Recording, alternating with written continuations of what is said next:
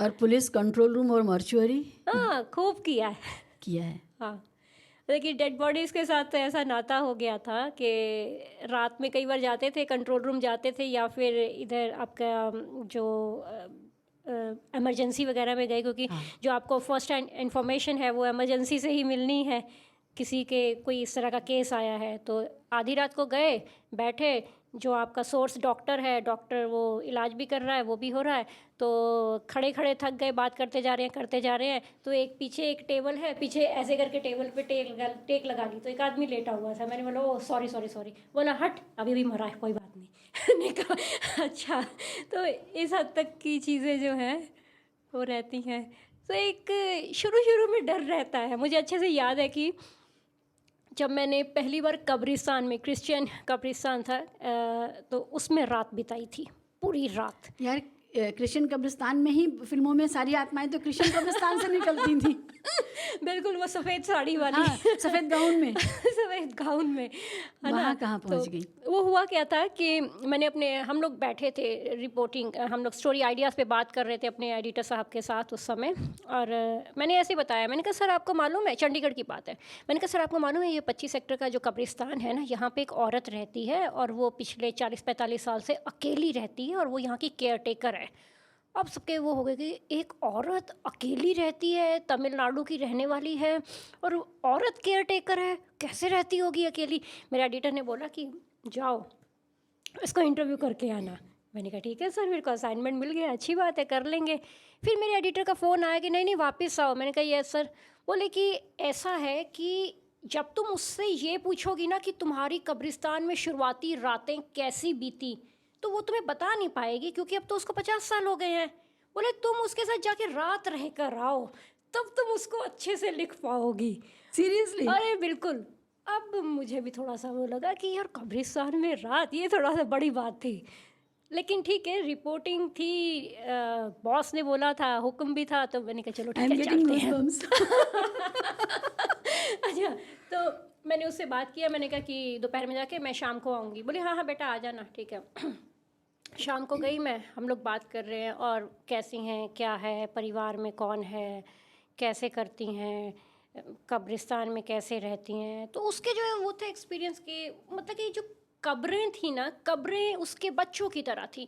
अगर पेड़ों के पत्ते झड़ के कब्र पे गिर जाते थे तो वो मतलब उसको फ़ौरन होता था कि इसको यहाँ से हटा दो, एकदम साफ़ सुथरा वो कर लो। क्या तो चमचमाती कब्रें थी। हमने शाम में जब उजाला था तो कब्रें देखी, घूमा घूमा, फिर उसके कमरे में आ गए। अब जैसे जैसे रात हो रही थी वैसे वैसे मेरे दिल की धड़कन बढ़ने लगी। अच्छा, मुझे हॉरर फिल्में याद आने लगी। यही अच्छा, होता है, हाँ, हॉरर फिल्मों के जो हाँ, बचपन के भी सीन है वो ऐसे ही याद आते हैं। बिल्कुल। तो अपने एक्सपीरियंस बताती रही, एक बार ऐसी डेड बॉडी आई, एक बार इतने बजे डेड बॉडी आई, एक बार ये हुआ, एक बार वो हुआ। तो बोली कि चाय पियोगी? मैंने कहा हाँ चाय पियेंगे। अच्छा, उसके पास एक कमरा था कब्रिस्तान में, और कब्रिस्तान के उसके कमरे में एक विंडो थी, वहाँ से पूरा कब्रें दिखाई देती थी, और उसकी बाउंड्री वॉल भी दिखाई देती थी। तो मैंने कहा हाँ। उसके पास ना स्टोव था उन दिनों में, तो वो नीचे होता है ना, एक कमरे में वहीं किचन होती है, नीचे कोने में ही बताए थे। तो वो आंटी जो थी पैरों के भार बैठकर स्टोव में ऐसे ऐसे करके वो पंप दे रही हैं स्टोव जलाने के लिए। अब आप सोचिए कि मैंने पूरी तरह से इमेजिन कर लिया। मैंने कहा जब ये ऐसे करके पलटेंगी ना, इनकी आंखें सफ़ेद होंगी और खून निकल रहा होगा।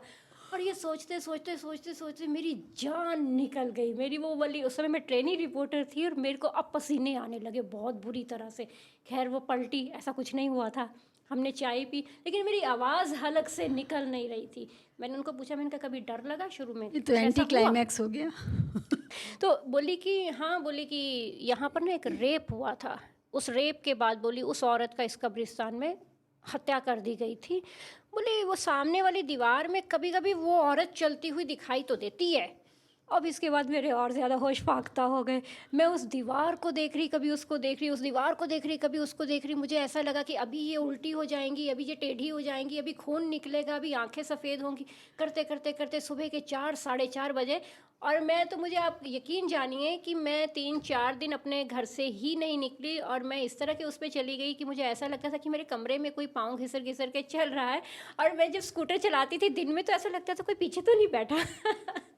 इस तरह से। तो 4-5 दिन के बाद मैं नॉर्मल हो पाई थी। उसके बाद तो फिर बहुत आदत बन गई कब्रिस्तान में रहने की, शमशान में रहने की। अभी हाल ही में अघोरियों पे हमने पंथ पे एक एपिसोड किया था, जिसमें मुझे लगता है कि मैं 1 हफ्ते के करीब रात में शमशान में ही रही। उसके बाद गुवाहाटी में एक अम्बुबाची मेला होता है कामाख्या के यहाँ। अम्बुबाची मेला इस तरह का मेला है पूरी दुनिया में, जो कि तांत्रिकों का मेला होता है। पूरी दुनिया से तांत्रिक आते हैं, क्योंकि माना जाता है कि उस मेले के दौरान तांत्रिकों को कुछ विशेष शक्तियाँ देवी जो है वो देती हैं, और वो उन्हीं दिनों में देती हैं। तो वहाँ का जो शमशान है वहाँ पे पूजा होती है रात में, वहाँ भी वही चिताओं पर होती है। तो वहाँ पे मुझे लगता है कि मैं 4-5 दिन वहाँ रह कर आई थी। वहाँ तो ऐसा था कि जैसे आप बैठे हैं तो किसी भी चिता पर जाकर बैठ गए, साधु बैठे हैं उनके साथ ही बैठे हैं आप, और राख आपके मुंह में भी जा रही है, कपड़ों पर भी है, कोई हल्की गर्म चिता है उसी पर बैठे हैं, पूजा चल रही है। मतलब कि आप अगर ग्राउंड रिपोर्टर हैं ना, तो आप ग्राउंड रिपोर्टर हैं। फिर आप सिर्फ आप वहाँ पर फिर मनीषा भल्ला नहीं है, बिल्कुल भी नहीं है। आपको उस स्तर तक जाके उनके समाज का हिस्सा बनकर, उनमें घुसकर, जो वो खा रहे हैं वैसा खाकर, जैसी वो बात कर रहे हैं वैसी बात करके आपको अपनी चीज़ें निकाल कर वहाँ से लानी होती हैं। मेरी रातें कब्रिस्तान और शमशानों में बहुत बीती हैं रिपोर्टिंग की वजह से। बहुत मैंने डेड बॉडीज़ तो बहुत नॉर्मल, मतलब कि डेड बॉडीज़ को ऐसे किया, मुझे लगता है कि जब मैं अघोरियों पर जब स्टोरी कर रही थी तो अघोरियों से मेरा नेटवर्क नहीं बन पा रहा था। तो मैंने हरिश्चंद्र घाट और मणिकर्णिका घाट के जो है डोम लोगों से पहले मैंने दोस्ती की। 5-6 दिन तो वहीं उसमें लग गए। अब डेड बॉडी आ रही है, वो लकड़ी जमा रहा है, चिता सजा रहा है, बॉडी को उस पर वो कर रहा है। तो करते करते उनको भी लगता है ना कि अकेली लड़की आई हुई है रिपोर्टिंग करने के लिए, पूछ रही है, और वो भी बोर हो जाता होगा डेड बॉडीज़ को वो करते करते वो भी गप्पे मार रहा है। तो चाय मंगवा लेते थे वो वहीं पर ही। तो यहाँ तक हो जाती थी, मैंने कहा अरे वो देख चिता से टांग निकल गई, मैंने कहा उसको ठीक कर दो। कई बार ऐसा लगता था कि चलो यार इसके साथ मदद ही करवा देते हैं, लकड़ी लेके ये सब कर देते हैं। इस हद तक जो है वो चीज़ें हो गई थी। और अभी मैं जब जाती हूँ ना बनारस या कहीं ऐसी जगह पे, तो ना अब शमशान से डर नहीं लगता है, बिल्कुल बिल्कुल नहीं लगता है। डेड बॉडी से डर नहीं लगता है। इतनी लाशें देख ली हैं, कोविड की दोनों वेव्स में काम